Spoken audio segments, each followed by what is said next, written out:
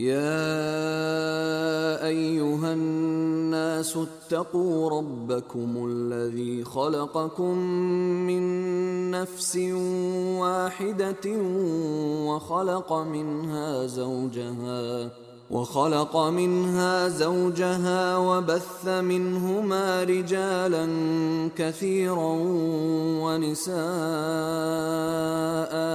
واتقوا الله الذي تساءلون به والأرحام إن الله كان عليكم رقيبا وآتوا اليتامى أموالهم ولا تتبدلوا الخبيث بالطيب ولا تأكلوا أموالهم إلى أموالكم إنه كان حوبا كبيرا وإن خفتم ألا تقسطوا في اليتامى فانكحوا ما طاب لكم من النساء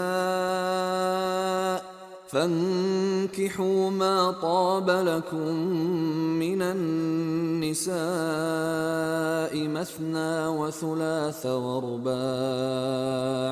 فإن خفتم ألا تعدلوا فواحدة أو ما ملكت أيمانكم ذلك أدنى ألا تعولوا وآتوا النساء صدقاتهن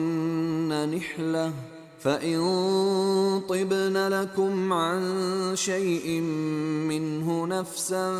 فكلوه هنيئا مريئا ولا تؤتوا السفهاء أموالكم التي جعل الله لكم قياما وارزقوهم فيها واكسوهم وقولوا لهم قولا معروفا وابتلوا اليتامى حتى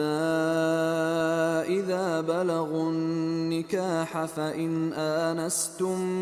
منهم رشدا فادفعوا إليهم أموالهم ولا تأكلوها إسرافا وبدارا أن يكبروا ومن كان غنيا فليستعفف ومن كان فقيرا فليأكل بالمعروف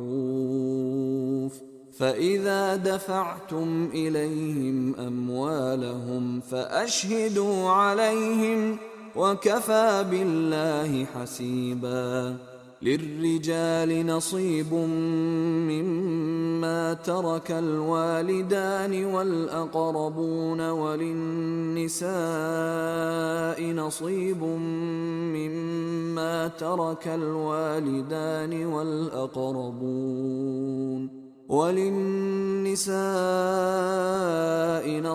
مما ترك الوالدان والأقربون مما قل منه أو كثر نصيبا مفروضا